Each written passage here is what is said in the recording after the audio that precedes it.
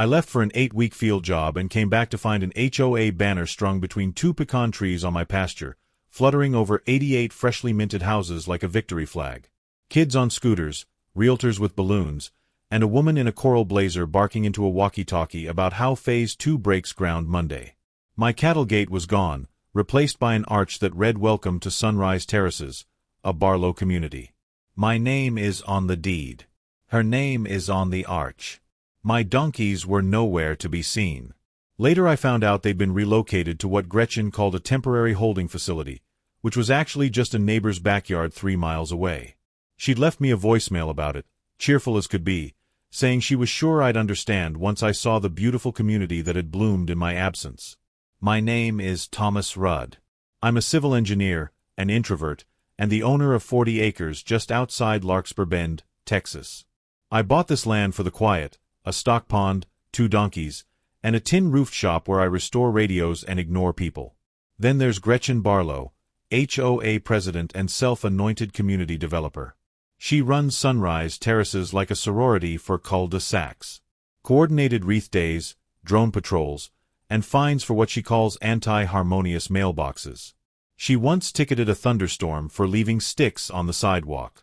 I wish I was joking. She'd also implemented mandatory porch light color coordination, banned vegetable gardens as unsightly, and once called the police on a kid's lemonade stand for operating without HOA vendor approval. The original Sunrise Terraces development sat on 12 acres adjacent to my property.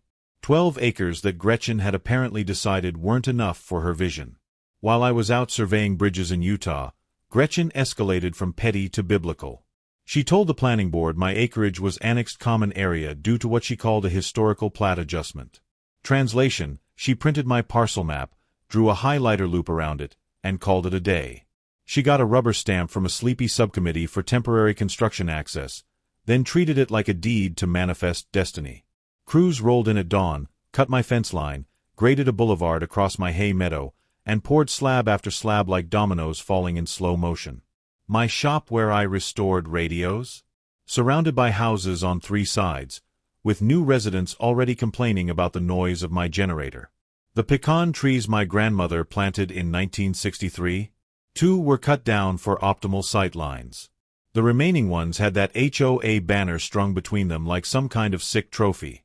A glossy brochure hit mailboxes calling it Phase 2, lakeside lots with private meadows, formerly underutilized ranchland. Little arrows pointed to my pond. My pond. The brochure featured professional photos of families having picnics on what was labeled as community green space. That green space was my actual pasture. When I pulled up that first day back, a security guard tried to hand me a guest pass to my own driveway. I stood there, covered in road dust, staring at houses where my cattle used to graze. The guard looked confused when I told him I owned the land. He radioed someone, then shrugged and said I'd need to talk to Miss Barlow about property disputes. Behind him, I could see families moving into houses, unloading boxes, kids playing in yards that shouldn't exist. Someone had planted Bradford pear trees along what used to be my fence line. I hate Bradford pear trees. I asked for paperwork. Gretchen handed me a folder with what she claimed was my consent to subdivision. It had my name and a signature that looked like a spider slipped in oil and died on the page. She had used an e-sign portal to approve a quitclaim deed, plus utility easements across my wellhead. But it got worse. Her contractor had already tapped the sewer for 30 houses into a line that ran through my pond berm. The county geotech took one look and said flatly, "That's not a storm drain, that's a future lawsuit." I pulled out my phone and took photos of everything. The forged signature. The sewer line. The houses on my land. Gretchen stood there smiling, completely confident, telling me that sometimes progress requires a little flexibility and that I'd thank her once I saw my property values skyrocket. I called the sheriff. He called the county attorney. The county attorney called the state attorney general. And because those glossy brochures went out via bulk mail labeled as priority investor materials, the Postal Inspection Service joined the group chat. Then the environmental folks showed up, and they did not love the idea of a septic cocktail marinating its way toward the creek. Gretchen tried to smile through it all, insisting it was just a paperwork mix-up, that we were all neighbors here. Her voice had that syrupy sweetness that made my teeth hurt. The investigators weren't buying it. They found emails where she discussed the forgery with her contractor, joking about how I'd probably just accept it once I saw the finished development. They found text messages where she called me a hermit who wouldn't know what to do with good land anyway. The postal inspector was particularly interested in her investor recruitment letters, which had promised guaranteed returns based on land she didn't own. Survey day arrived like divine intervention. The county dropped fluorescent stakes at every meets and bounds call for my 1982 deed. The stakes ran straight through Gretchen's cul-de-sac like a laser pointer through a flock of pigeons. Homeowners came out of their brand-new houses, confused, asking what the stakes meant. One elderly couple had closed on their dream retirement home just 2 weeks earlier. They stood on their front porch, holding coffee mugs, watching surveyors plant stakes through their flower beds. The wife started crying. I felt terrible for them, but they'd been sold land that was never for sale. The recorder nullified her so-called plat adjustment as a false instrument. The fire marshal tagged all 88 units for unapproved access and hydrant spacing. The nearest fire hydrant was half a mile away, and the access road Gretchen had built was too narrow for emergency vehicles. Utilities got kill orders. Water, electric, gas, all scheduled for disconnection pending proper easements that didn't exist and couldn't exist because the land wasn't hers. Buyers who had closed early to lock in rates discovered they had closed on air and granite countertops bolted to trespass. Title insurance companies started filing their own lawsuits. Mortgage companies demanded answers. Real estate agents who'd sold the homes went silent, their offices suddenly unreachable. My quiet title action landed on Judge Halvorson's docket like a cinderblock, accompanied by forgery charges and a request for a temporary restraining order. The judge granted it within 48 hours. Construction stopped cold. Gretchen's perfectly manicured world started cracking at the seams. I saw her screaming at her lawyer in the courthouse parking lot, gesturing wildly with her phone, her coral blazer wrinkled for the first time since I'd known of her existence. Court day. The courtroom was packed. Gretchen showed up in pearls and brought a PowerPoint titled The Greater Good of Cul-de-sacs. She actually thought she could sway a judge with slides about property values and community cohesion. My attorney countered with chain of title documentation going back to 1947, including a handshake photo of my grandfather and a surveyor. Then came the e-sign metadata showing her IP address, timestamp, and the helpful file name RUD consent final for real this one PDF. The prosecutor pulled up her emails on the courtroom screen. In one, she'd written to her contractor, "Just get it done, he'll never know until it's too late to matter." In another, she'd told a potential investor that the land acquisition was a formality, that rural holdouts always cave eventually. The Attorney General's office outlined the charges with surgical precision. Forgery. Filing a false instrument. Fraud by inducement. Wire fraud for the investor solicitations. Environmental Services presented photos of effluent seeping toward the pond, with soil samples that made the judge's eyebrows rise. A hydrologist testified that the contamination would reach the creek within 6 months, affecting drinking water for 200 downstream properties.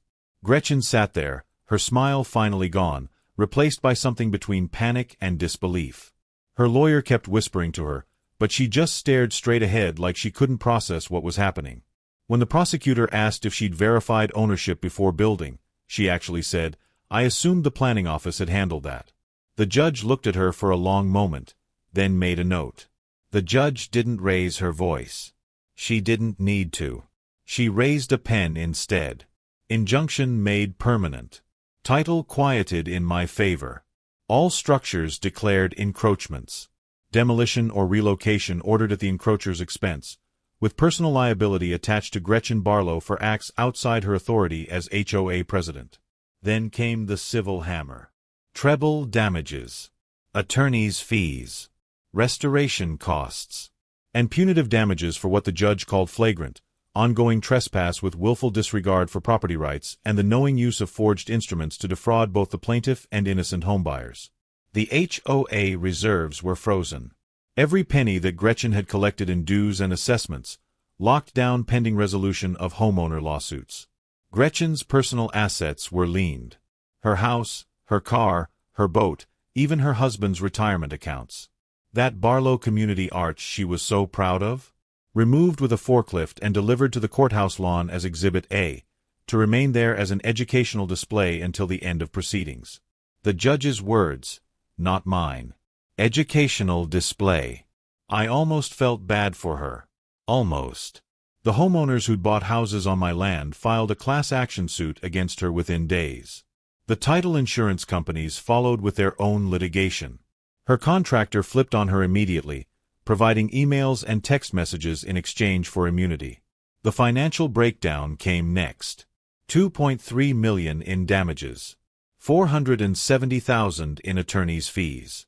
$620,000 in restoration costs. The punitive damages alone hit $800,000. Gretchen went white. Her hands started shaking. She tried to stand, to say something, but her lawyer pulled her back down. The judge wasn't finished. The homeowner class action was seeking another $4.7 million. The title insurance companies wanted $3.2 million. Even if she liquidated everything, she'd still owe millions. Her credit would be destroyed. Bankruptcy wouldn't discharge the fraud judgments. She'd be paying this off for the rest of her life. Gretchen Barlo was barred from serving on any HOA board, any civic board, any community organization with governing authority. Permanently. She was fined an additional $90,000 for contempt and obstruction during discovery.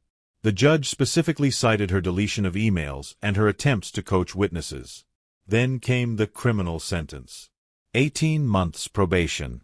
600 hours of community service, assigned specifically to the county clerk's office indexing real property plats so she could learn what boundary lines actually mean. The judge added that if she violated probation or failed to complete the community service, she'd serve 90 days in county jail.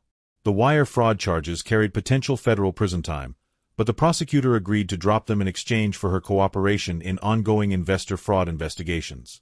Gretchen stood there as the judge read the sentence, her face cycling through shock, rage, and something that looked like complete devastation.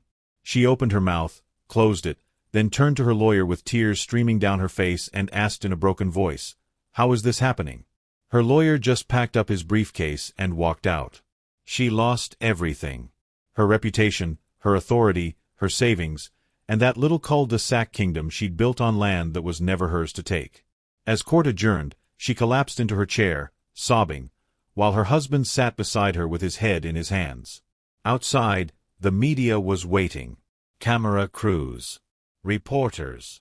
The story had gone viral. HOA president builds a legal neighborhood on stolen land. Her name would be infamous. Her face would be everywhere. And there was nothing left of the confident woman in the coral blazer who'd once believed she could redraw property lines with a highlighter and sheer force of will.